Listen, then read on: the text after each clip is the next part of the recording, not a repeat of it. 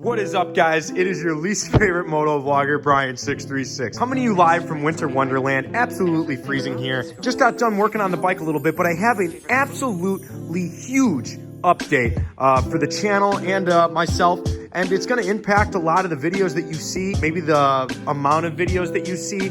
I don't really know how to announce this well. I'm just going to show you. It's been a pretty major thing that I've been working up towards over the past couple of years of traveling and riding all the time. So without further ado, it has nothing to do with what's in this garage, but I'm gonna just show you, do a little walk around and pretty much break down why I am moving the direction that I'm moving. So without further ado, let's go. Now, as most of you guys know, I always choose a van as my mode of transportation as far as traveling goes. So this has been my main traveling van for the past, 2 years. It has 200,000 miles on it. It's a Ford Econoline 150, 2006. It definitely got the job done. It was awesome. I could never really put a bed or anything like that in it just because of how, short it is.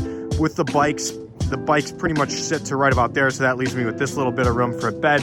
So it just really wasn't working. It's a smaller van. It's a 4.6 V8, so it didn't produce that much horsepower or anything like that. And it would have a hard time getting 2 or more bikes over the mountains, especially if I have another person in there with luggage and stuff like that. So this was my captain quarters right here. Pretty much just had a little partition, couldn't even really recline the seats back much just because of how close up it had to be to fit the bikes in it. And as you can see, you can't really stand up in there. It's only about 4 feet high or so. And with 2 bikes in there, it's a pretty tight squeeze. Of course, over the years, I've acquired a lot of my friends' stickers, and I'll definitely miss them. I don't think I'm going to be able to recover them off the wall.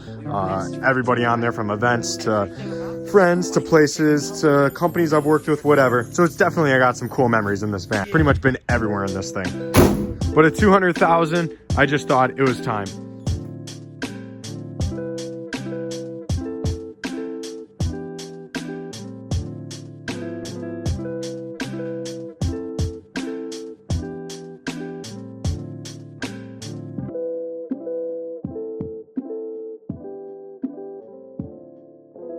So guys, this was pretty much the biggest purchase I've ever made in my life. And if you know anything about me, I'm pretty frugal with my money. I don't like making big purchases at all, unless I can really justify them. So I'm definitely not your typical 20-something. My dream car being a van is definitely something that's a little bit strange. I understand most guys are like, oh, I want a Camaro, I want something like this. But this has always been my dream, to have a big high roof Transit or Sprinter van or something like that that can definitely move me across country and have a bed and plenty of room for the bikes. Maybe even put some cabinets and a TV in there. Ever since I've seen my buddies like Joe and a couple other guys that have really similar RV setups, it was something that I always wanted, and it was something that I could never really get out of that van. As you can see, the size difference is insane. This kind of puts it in a little bit better perspective. It's probably about double the size in general. It's probably 1.5 times bigger height wise, and definitely has the same length as the E150 just in the back. So you know what that means. If it's got the same length just in the back,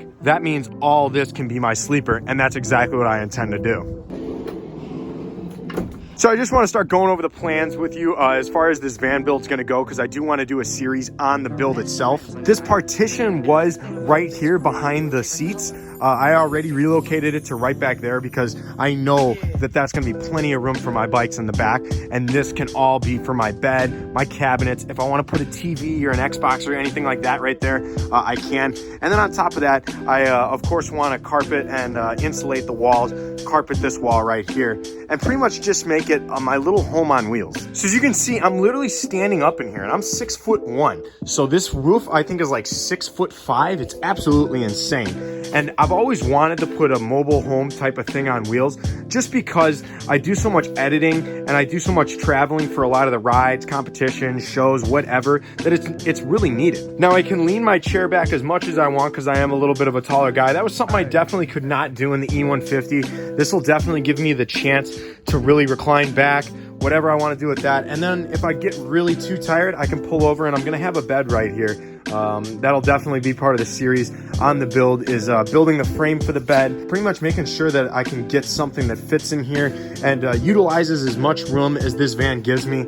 I want to use this van to its maximum potential as far as room goes, because I'm pretty sure I can lay down all the way parallel like this, because I think right here to right there is like 6'1", 6'2", so it'll be perfect. So now you see the sleeper. I want to show you in the back where the bikes are actually going to go and the bikes are going to live. With these absolutely huge doors in the back, we got a reverse camera back there as well. Boom. I mean, just plenty of room. We'll be able to get the 636, the Harley, and the Grom, if not the Supermoto, in there all at the same time. Just this section alone back here is a little bit longer than the E150 was, so I'm super stoked about this. Now, I know some of you guys are like, Brian, where's the bike videos, man? What are you doing? Like, I don't want to see how you get around place to place, but I think this is awesome. I think it's always been cool to show a van transformation and have something like this that'll keep you on the road and keep you at more bike events longer. So this is kind of like the behind the scenes of what you see. I know a lot of guys have RVs and stuff like that can keep them on the road longer, but when it's mostly just me traveling by myself, an RV really isn't needed. A single sleeper with some room for just a couple bikes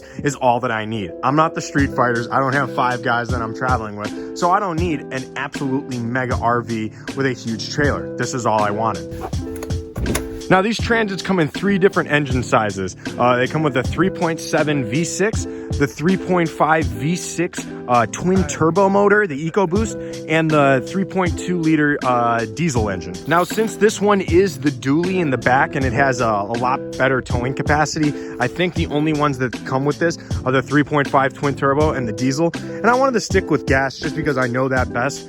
So I went with 3.5 twin turbo. So there's one turbo, there's another. It has like 310 horsepower and 400 foot-pound of torque. So it'll be plenty to tow a couple bikes and a bed and myself up and across the mountains. That E150 used to absolutely struggle. It would be just like, you know, drop down a 3rd gear going like 40 into some of these mountains with just me and like 2 636s. Nevertheless, my Harley, this thing would have to fight to get anywhere. And just with putting my 2 bikes in this thing one time and getting onto the highway, it got up to speed like I didn't even notice they were there. So that is awesome. I've always wanted to own an EcoBoost like this. I'm about to do its first oil change. It's a little bit dirty right now just because I haven't cleaned it. The place I got it from didn't really clean it because it is the winter out here. It is what it is. So I'm going to do an oil change. I'm going to do an air filter, cabin filter. I'm going to do everything all at once so I can start my own service record on it, because I am pretty meticulous with my maintenance on my vehicles, just how I am with my bikes, because I think that that's essential, especially when you're on the road in Nebraska trying to get to Vegas by 9 in the morning and it's 3 in the morning and you don't want any trouble like that. So guys, I kind of wanted to ask your opinion on this because this is something that I've always done, is tie my bikes down to the sidewalls there. However, with this, I have the opportunity to put in the stands. I don't really know though, because with the amount of different size bikes coming in and out of here, I don't know if it would be a good idea. I know it would look professional and all, but I do just like tying down to the sides. If you guys do know a stand company that, you know, makes something like that, please let me know. I would be interested in just looking at the front stands in and of themselves. Pit bull stands are kind of off the table just because the Harley doesn't have a through and through axle like that pit bull stands work for. And on top of that, I'm transporting everything from Groms, Supermotos, Super Sports, and Harley. So literally every type of bike is going to be in and out of here. So to have a specialty stand just for one bike is a little bit unpractical. So we already had our fun relocating this wall back to here. And it was pretty cool that this same partition wall that was up front fit right back here. And after I carpet this and soundproof it back here, it's going to look really nice. I already know. So guys, before I get onto this build here, I want to know if you guys had a lot of interest in this or not. Brian, stick with the wheelies, stick with maybe wrenching on the bikes. But dude, I came here to learn about wheelies. I came here to learn about stunting. Or on the other end of the spectrum, you could be like, Brian, I want to see everything. I want to see how you're building this van. I want to see how you're traveling in it. I want to see everything. I want to see all the behind the scenes stuff. So with that being said, I will be able to bring you guys some more videos, because right now it is really cold out here and the van build is definitely becoming priority one as the 636 build is coming to an end. If you guys aren't already entered in that, I'll link it right up there. Boom. We're drawing the winner for that on the first week of February. So I'm super excited that somebody's literally going to get that beautiful 636. And guys, I just put this thing up on Craigslist.